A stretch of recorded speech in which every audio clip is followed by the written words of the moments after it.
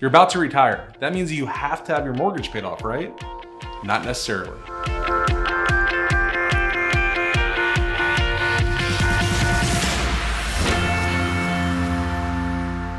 I'm not going to name any names, but there's some very prominent financial experts on TV that say that you need to have your mortgage paid off before you retire. And while I think that's a good strategy for some, or maybe even many, for other people, it is some of the worst advice that you could possibly receive. Let me give you an example.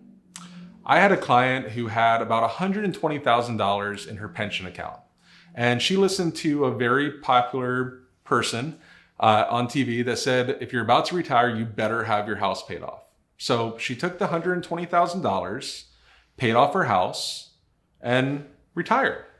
She came to me the next April, and she was almost in tears. And I said, well, how can I help? And she said, well, I did everything I was told to do. I paid off my house, but there's an issue. She made $100,000 between her pension, her Social Security, her salary that year, because it's the last year that she worked. Her husband made $50,000. And then her pension buyout that she did, which is 100% taxable, was an additional $120,000.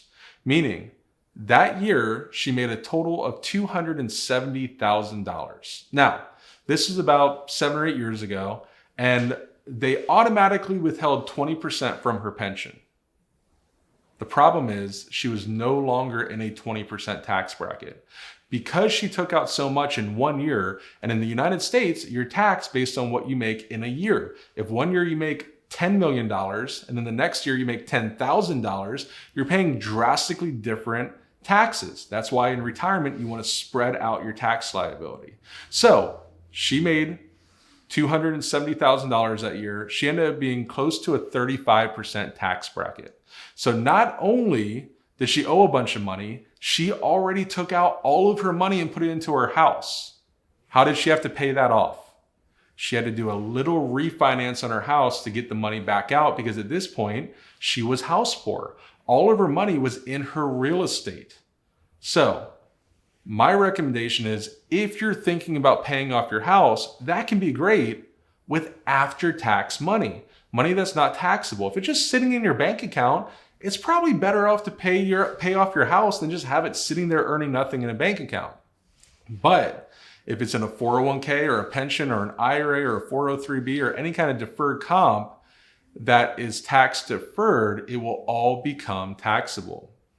My recommendation is either pay yourself, which we do with a lot of our clients. Let's say you have $200,000 in your 401k. Well, if your mortgage is $1,000 a month, just pay yourself $1,000 a month and spread out that tax liability. If you really want to pay off your mortgage and you don't want to have it over your head, which is fine, then you want to spread it out. You want to take a look at what your tax bracket is and slowly spread it out over, 3, 4, 5, 7 years, however long you need to. Because I'm all for people paying their fair share of taxes, but not more than their fair share of taxes. So if you're retiring, you shouldn't necessarily pay off your mortgage. Maybe, maybe not, but please talk to somebody, sit down with somebody. Don't just take blanket advice, because you might end up house poor like my client. Thank you so much for watching my video. If you want to see more, you can click here to subscribe, or you can click right here for a video that YouTube will think is best for you. It's their algorithm. Don't blame me for it, but I hope you enjoy.